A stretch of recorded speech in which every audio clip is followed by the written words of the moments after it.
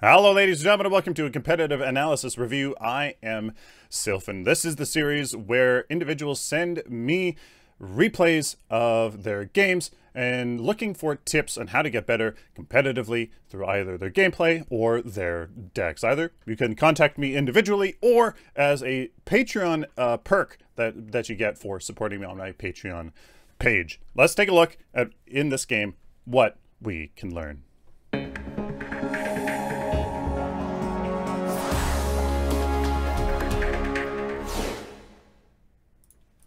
All right, ladies and gentlemen, let's get right into this. So the context for this game is that ManBearPig326 contacted me about his foursome here that he wants to get better and wants to kind of take a competitive edge to Paragon. So unfortunately, they do not have a support. So Bardock here is the fifth in the 4-stack, and they're looking for a support. So if you want to maybe contact ManBearPig here and become of his team, then there is the option. So guys, right off the bat, we have Twin Blast, Zinx, Kwong looking like in the solo lane, and Chimera in the jungle. Right off the bat, I'm basically going to suggest, if you are looking for the top meta picks in each role, in each lineup, go over, it's really quite simple, to agora.gg,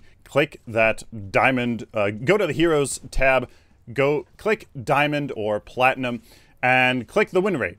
The highest win rate, or especially the pick rate, just click that and look at those top picked and win rate heroes, and that is a superb indication of, you know, what meta heroes are. And they are there for a very good reason. They are very strong. They, you know, they are balanced so that, you know, they are better and just, you know, they thrive in the meta. So first off, go and look at that 100%. I will tell you that Twin Blast is probably the second least powerful carry, next to Yin being the least powerful. Zinx is by far not a superb mid laner. The most picked by far is likely the Fae, followed by, I mean, really, we just see the Fae. Bellica is there if you need the stun. She is absolutely fantastic. And just kind of go and look on Agora for that mid lane. In the solo lane, in the off lane, Kwong rules supreme. His sustain is really absolutely phenomenal. Sevarog is another fantastic solo laner, and it depends on the player and who can do what. I've seen Kwong's wreck Sevarogs, I've seen Sevarogs wreck Kwong's, and it all comes down to who can play what. So Crunch, the opponent here, Crunch, he is actually really good. He typically really thrives against the monkey in the solo lane, and kind of like weaker quote solo laners, but he is a good pick here. The Bardock on Steel here is doing a fantastic job of starting up these ganks. However, as a support, and I know this player is not on your team, you really should be focusing on kind of staying in lane, getting farm first for the first few hero levels, and then you can really trade once you get more abilities unlocked.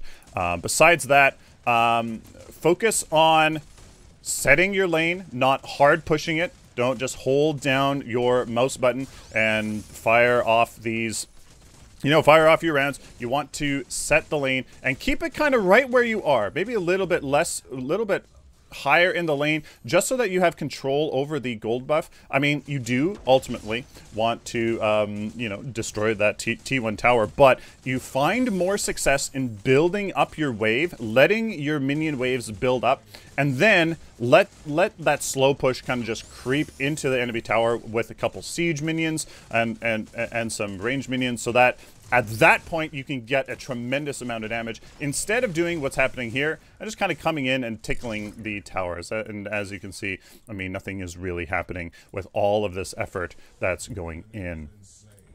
The Chimera there, great cleanup on the Countess in the mid lane. And as a jungler, that's exactly what you want to do. You want to actually anticipate. That is probably the best thing for the jungler to do, anticipation. That's something I need to personally work on way up in Plat. And that's anticipation. The jungle is best executed by anticipating and not necessarily reacting. Of course, you need to react to situations, but primarily, whatever the word I just said was, anticipate rotations. You see, you see nobody mid lane, and the dual lane's getting aggressive. Probably there's going to be a gank on your dual lane, and head on over there. That was a great reactionary, move by the by the Chimera on this Countess. So for the Zinx in the mid lane, I mean, she is tough. Really, in the PML that just happened a couple weekends ago, the high meta players, Possess Sprykin reigns supreme. So, it really absolutely does. Great gank there on the mid lane. That's not going to happen all the time. I mean, the mid laner should be aware of, missing people on the map. So that was that won't necessarily happen the higher ranks you climb. So the support, really, it's much more valuable to stay with your carry, farm, and really kind of just enable that to kind of snowball you into the rest of the game here. With a Chimera here, really what counters Chimera is crowd control and positioning. Positioning more so. Just don't let him do exactly what that was. Keep it on close to your tower so that he doesn't have that space to ambush and ambush and ambush, and kind of just keep on engaging on that. As I was saying, Possess Sprykin reigns supreme.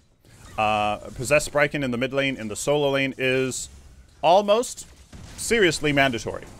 Almost seriously mandatory. A lot of people are not necessarily going to agree, and in pubs, that is probably likely. You can definitely get away without it. But in the very high competitive scene, those players are able to they're able to punish everybody for anything, absolutely anything. They can punish tremendously well, and that is why they always get Possess Sprykin. Either their opponent doesn't get Possess Sprykin, and they have this fantastic amount of regeneration and power and health, and they win the lane, they snowball, they get the T1 tower, they get Fangtooth, they get that snowball, and then they kind of win the game right off the bat just from that, and I'm kind of not exaggerating an ounce.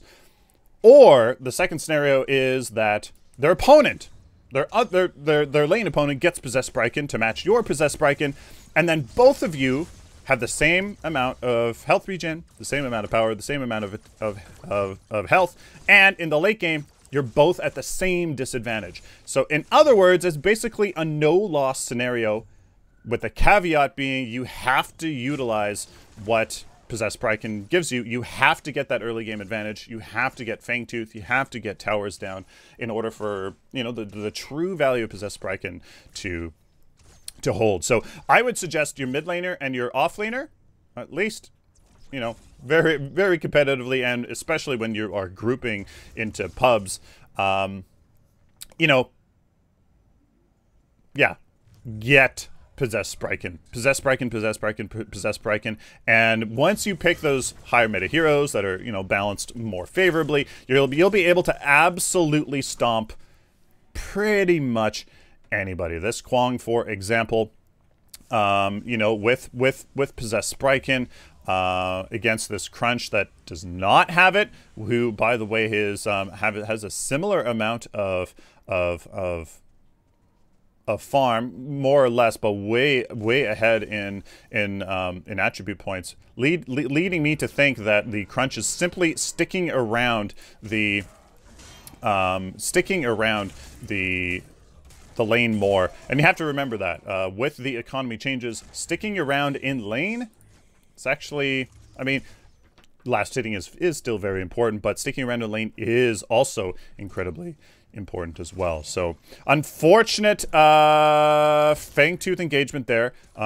You know, your carry wasn't there, your mid laner wasn't there, so really that was a lost cause to begin with, and seeing that is very important. It was a lost cause from the beginning. You had numbers disadvantage. There's no point in fighting that, so you simply just have to retreat. And I would have said, you know, setting this lane that looked like it was probably already set in this in your duo lane is not a pretty high priority. The mid lane maybe was probably was okay.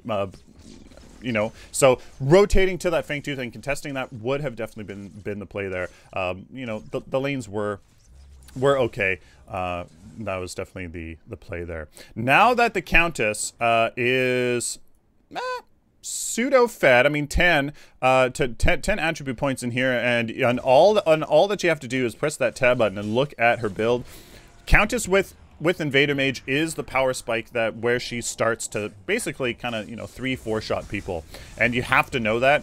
And as soon as you see that, you have to go, okay, she's not really a solo build hero anymore unless you are somebody, well, maybe like this Steel here, or somebody like a Steel, maybe like a Crunch could definitely 1v1 the Countess. So you have to be very, very careful, especially when she's hero level 10 versus 8, 8, 7, 5, etc., etc. And hero levels are something that I underestimate, and I'm going to assume a lot of people will as well. And that there for the mid laner was the detriment of map awareness. Nobody was seen on the in the duo lane. Crunch is 1v1ing the Kwang over there, so you have to realize that there's nobody on the minimap. There are no wards on the map, which is another issue.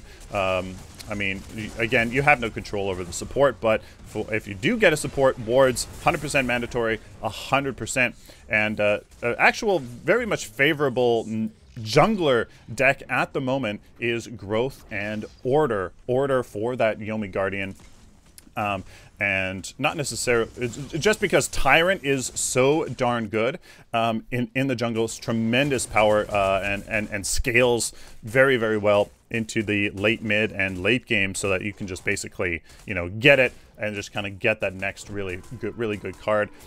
Because the jungler is typically going to go more for a little bit more damage, because simply the solo laner has that possessed Sprykin and has to go tanky kind of just to utilize that.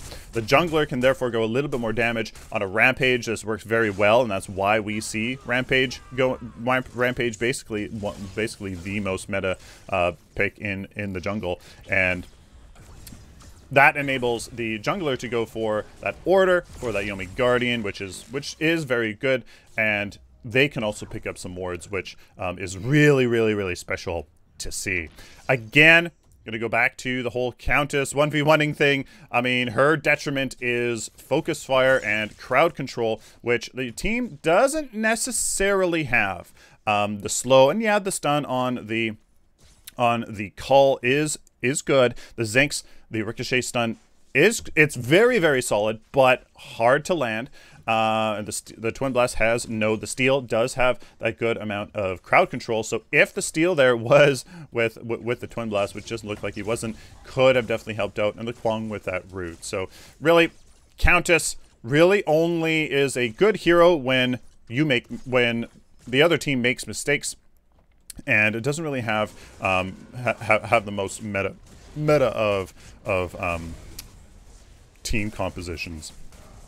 So Kwang dying there to the 1v1 of the Crunch. Really, you can't 1v1 a Crunch. That is exactly what Crunch is about. He's all about 1v1s. He's a boxer. He stuns you, he combos you to oblivion. He can follow up with forward crunch. He can retreat with forward crunch. Not much you can really do against a Crunch, unless, of course, you are that Kwang with the possessed Sprykin into you know, tankiness and sustain, a little bit of damage, which feeds into his lifesteal, and it just makes him just a insane hero who just kind of snowballs and is really quite strong in my opinion.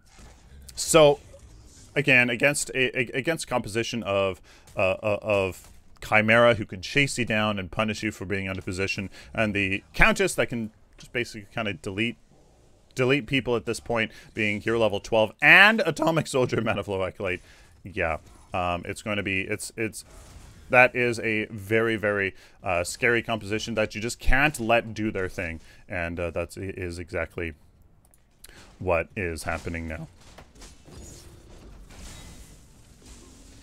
So the Kwang here spreading out the attribute points, which typically you see straight into vitality for the possessed Spryken, into the pretty much like maybe a vital water, or not even getting the possessed Spryken if the enemy solo laner is weak enough or not necessarily performing the best, and then you can just kind of go straight for vital waters and skip the possessed Spryken. But again, if you do get that possessed Paragon, you can execute well enough to basically make sure that that enemy can't do anything. There is some good follow-up there for the friendly team. Now the Crunch needs to be crowd controlled and not let do his thing. There is the Chimera.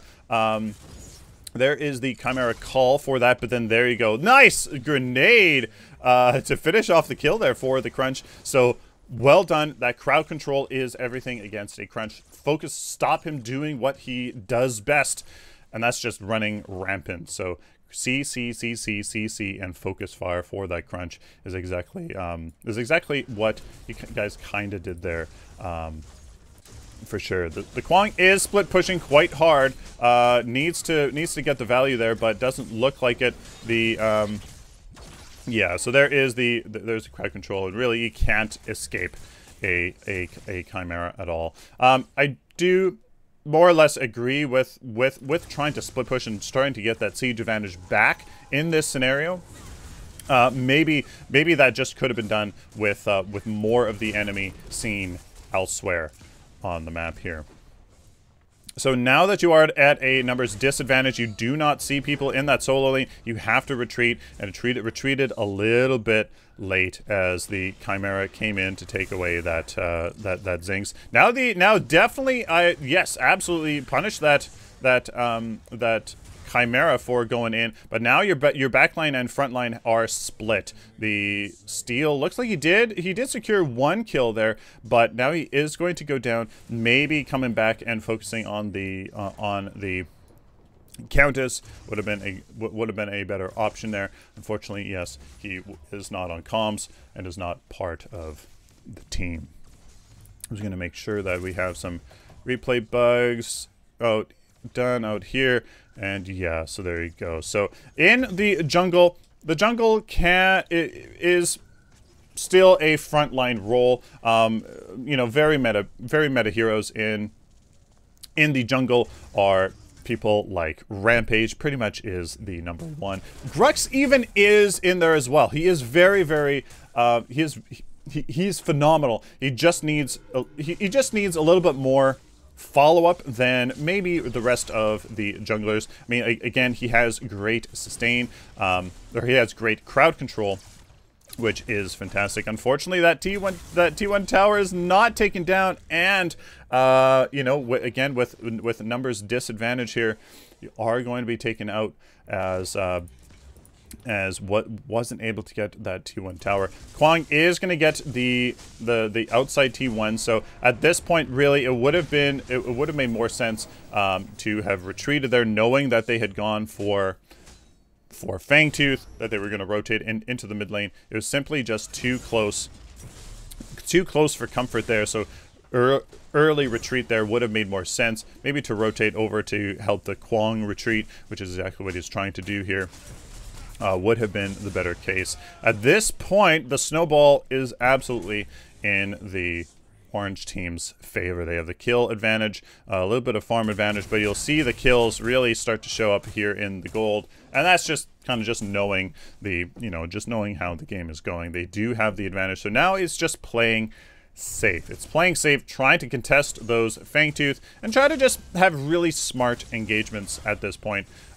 Saving your towers, which here we're not able to do quite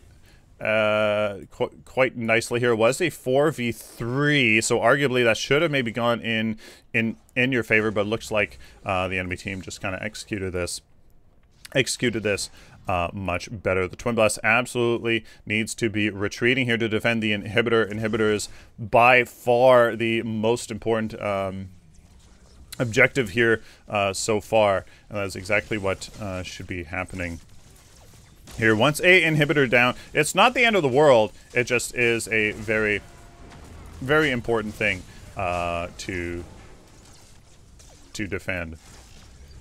So here comes the rotation from the Twin Blast again, late to the party to defend that inhibitor, which basically means free push for the enemy team in this mid lane, now allowing them to split push the outside lanes, and that is one less lane to set as they go for map objectives. So the deck here for Twin Blast Heavy Hitter with the Lifesteal, I do very much like the Lifesteal and Ruthless. Trapper should be a priority here. I would say after the Heavy Hitter, maybe after you get some damage, after that T13 tier 13 gem, after a Heavy Hitter, absolutely start going into the into that Trapper, I would say, which is 16 agility. There are lots of other great options here for that slot. We can see here if that is a Swift Hunter. There we go. That is it. So I would actually say heavy hitter into the Swift Hunter, into some vitality to get that Trapper. Trapper on Twin Blast is very, very effective. He has one of the highest attack speeds for a carry. It's just, getting that Trapper to try to increase his usefulness as the second less meta carry here. Fangtooth was secured there for the enemy team. Not much you could have done. The mid lane is, mid lane probably would have been fine for a bit. I mean, your core is at 100%. I think people are kind of a little bit afraid to let the core take just a wee bit of damage. The core does deal pretty good, really good single target damage, and can get rid of minion waves pretty good. So I maybe would have contested Fangtooth there, but I mean, at this point, this is maybe the safer play. Try to defend this inhibitor, and unfortunately the steal there wasn't there to take care of the Chimera, as that's basically focusing down that Chimera with the steal CC, kind of just obliterating him right at the beginning, would have definitely been the play. Chimera coming in here to try to punish the steal, or to punish the Murdoch, is absolutely the play here. What I would have done though is let the steal engage, bait out that buckshot, bait that out, then use your ambush. Really, not much you could do. The Stealer basically needed to initiate with his ultimate, and then the Chimera can come in. But it all pretty much worked out. I mean, the Chimera could ambush and then steal just ult, so kind of just really up to you. At this point, the game is basically over. This second inhibitor will go down. Good job peeling there for the steal, as he does get away and punishing that crunch. So the Chimera here definitely needs to go for a more tanky deck for sure. Tanks, the value of tanks gets very much higher in the higher MMRs because of focus fire, and all of your damage dealers are able to kind of do their thing easier because the tanks are able to do that. And of course with crowd control, which is a bit missing here in this this match for sure. I'm not sure here what the Zinx was doing, but if that was, you know, some negative discourse happening in the match, that absolutely does not help either. Remaining positive, optimistic, literally makes your brain work better and faster, and you know, that is what separates the highest of competitive players. It's their mindset, not necessarily their well, it's definitely not their mechanical skill. It's their ability to think through scenarios and their mindset, for sure. So this point here, we're gonna try to see if there are any bugs here. As a mid laner, you are a damage dealer. So again, Zinx in the mid lane, absolutely not what I would pick for sure. The Fae is basically the most meta mid laner at this point, followed by probably Bellica. We could see Gideon would be another option, not the best option, but definitely a good option for sure. And they are all necessary to deal that damage. Kwang is really your solo laner. Basically ends up being your tank with some good damage just through their kit, and that is definitely what Kwang provides. And basically the strategy is with those possessed Sprikins on your mid laner and your solo laner, you're able to win those lanes, create that space on the map, get those T1s down so that you can rotate over to Fangtooth and get Fangtooth first, get it more often than the enemy team. So you have that advantage, you have that power that Fangtooth provides. So then that actually ends up being damage on your solo lane tank and your jungler, which does end up being a fair bit tanky. But you get that damage through the Fangtooth, so that you kind of, you know, you can go for that tankiness while still dealing that damage. So I put there's a lot in this video to chew. In terms of builds here, in order to make Twin Blast more effective than his kind of ratings make him, I would definitely say Trapper would have to be there. He is a very elusive carry, you know, with his dash and his high attack speed and his grenades, long range poke, and his ultimate. Unfortunately, it just doesn't really kind of end up working too well. Trapper, absolutely a must. Maybe one of the tribe would be actually a very interesting choice on him, just as power feeds into those grenades a bit. Heavy hitter, I do very much like. Overclock Droid is a good card. You have to be just very careful when you do use that. In the off lane, again, ends up being the frontline tank. Death and Growth absolutely is going to be the most meta deck choice for there. Going into Possessed Sprite, Numbing Rogue, and Unbroken Spirit basically is that solo lane end game deck. In the jungle, it does vary, but Tyrant, something like Yomi Guardian, and then I mean, really, it's kind of up to you for that third choice.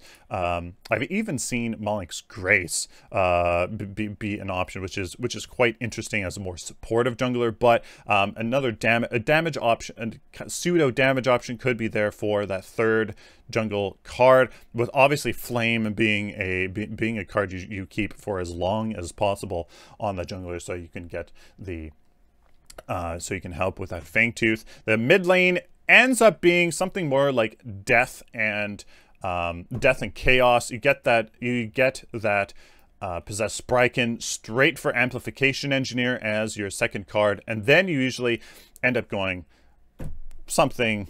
I mean, really, it's kind of all up to you. You end up keeping Invader Mage for a while, just for that ability penetration, which is absolutely fantastic. And then really, you just kind of get some late game death option. I mean, Shadow Dancer would be kind of unique, but don't really see that too much. So there you guys go. And then for the support, really, Protective Sentry is really great. Malik's Grace is good. Malik's Prayer is seen more for is seen more for caster supports, but melee supports you usually end up seeing maybe a Yomi Guardian, enabling the jungler to go for something else instead of Yomi Guardian, a little bit more tanky, like an Unbroken Spirit, followed by something else.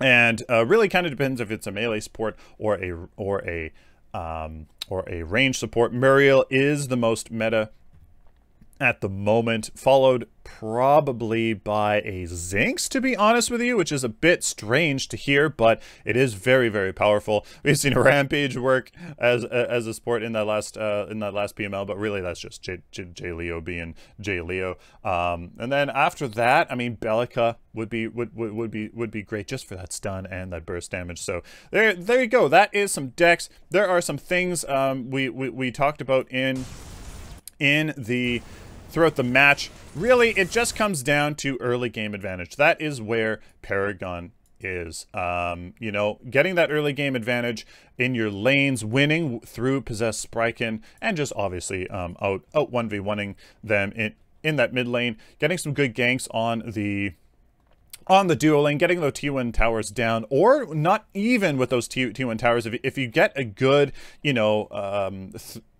triple kill in the early game and you have that 3-person advantage, get that Fangtooth. It's all about Fangtooth, really. Paragon seems to revolve around an early Fangtooth or two, and then that is the snowball you need to get damage on even your support, but especially on your solo lane tank. Just kind of outwin every single engagement after that. So after a couple of Fangtooth, you now have the advantage, and just kind of keep pushing it. When you're, just keep winning your lanes, push down a T2, get Orb Prime, and then that's really game. And that's kind of where it's at. So let me know down in the comments, guys, if you guys have any more advice for this team here. Man, Bear, Pig, T-Boss, Dizzle, Vinyls, and Brick House. Please like this video if you like it, dislike it if you dislike it, share it with the community. Of course, guys, subscribe. If you guys like this content, especially if you found it useful, please subscribe so I can do it for you in the future. Check the video description for links to my website, merchandise store, Amazon affiliate link, as well as all my social media right here. You should absolutely go and check out. And huge shout out to all my Patreon supporters, my Twitch subscribers, and my YouTube sponsors, who all go out of their way to make these videos possible. Till next time, like always, guys, stay optimistic and positive.